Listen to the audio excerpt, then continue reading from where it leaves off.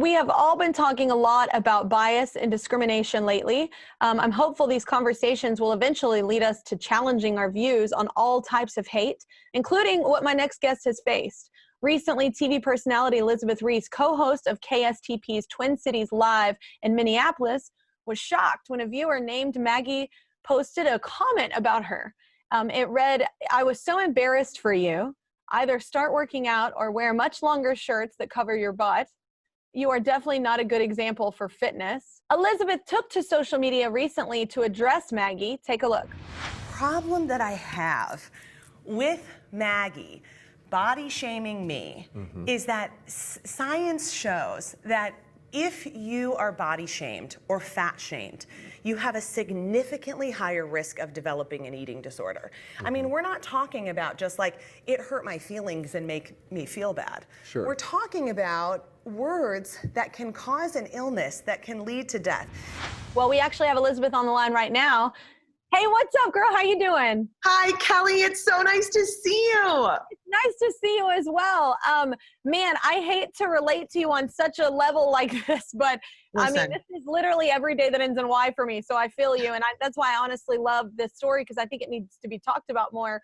But let's see the shot that this woman was referring to. Can you give us some context? Yeah, so I was actually out doing half of our show live at the Home and Garden Show. So we were having a good time showing people like fancy chicken coops and things that I love and having a good afternoon. And I was wearing that outfit that you see there. And I got 2 emails that during that day. And why it really resonated with me is it was the same outfit, the same day, the same show, the same everything, but 2 wildly different perspectives on me, my body, and my outfit.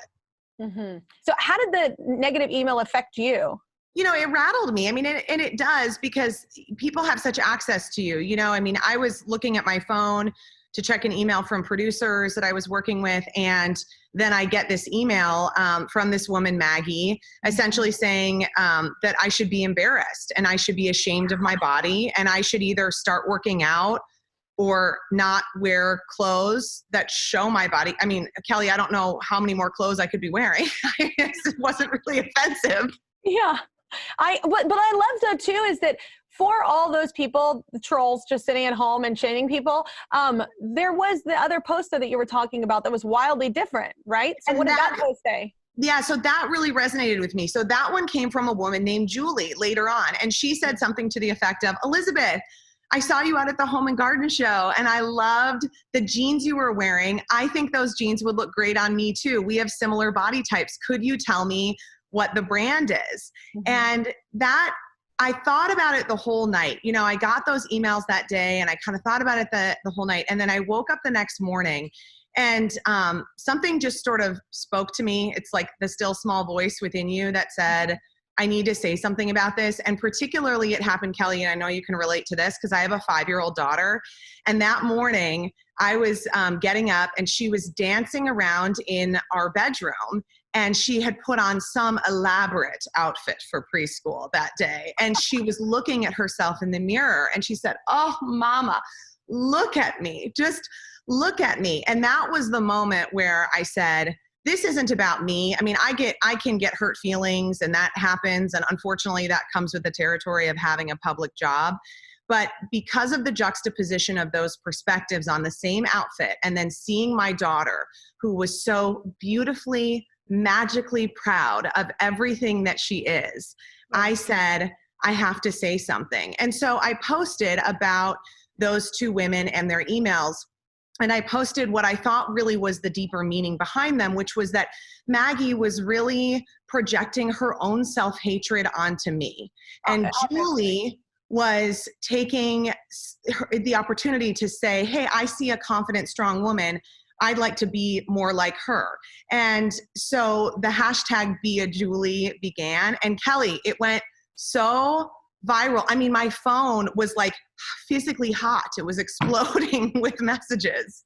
Yeah, I mean, I think it's important too. I mean, also to just call it out, because I think a lot of people they feel safe like behind their, computer or phone, and they just project, like you said, so much of their own insecurity, so much of their own inner like hatred of themselves. And it's like, and it's sad. And I thought it was really important that you did share it on social media, and I thank you. And I think that's why it went so viral.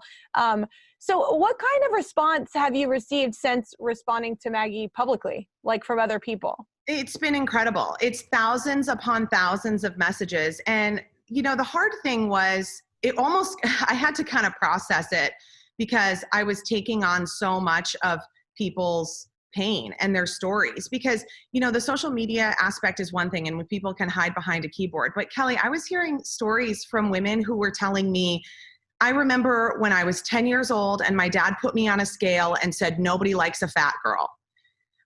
They're telling me stories. That they're adult women that their mothers have done that because they're Yes. a guy. When my next guest saw Elizabeth on TV talking about the criticism she received, she had a revelation. She says she body shamed her own daughter growing up. And without even really realizing it, we have Mary actually now with us. Hi, Mary, how you doing? I'm doing great. Thank you. Mary, what was your moment when you were watching Elizabeth and that whole broadcast? And what was your moment after seeing what kind of happened afterwards of realization that maybe you were doing something that wasn't really healthy? Well, I think it was Elizabeth commented about emails and things that she had gotten from people. Mm-hmm. And she said something about grandmas and moms. I hope that you are understanding that things that you may say. And it hit me. It just hit me that night because it was late at night. I was watching it and I went, oh, and I started to cry and I said, I think this is me. I was that mom. I might still be that mom, and I don't want to be that grandma. So what kinds of things do you think you were saying that maybe weren't helpful? Yeah, I think it was things like, oh, are you sure you want that? Or say in the teenage years when wanted to wear clothes that I didn't find appealing would be like, oh, that shirt may be a little tight, pull it down a little bit. And I always told my kids, suck in your tummy. That was what we were told when we were growing up. Suck in your stomach all the time. So just things like that I thought were helping because I didn't want anybody to make fun of the kids, Yeah. Elizabeth, how do you feel that you've had that kind of impact? It was unbelievable. When I got Mary's email, I was going through, again, thousands of messages at the time, and Mary's email stood out to me like with this golden halo on it because she just said, I don't want to be that grandma. And she said, I am watching you and I'm weeping about this.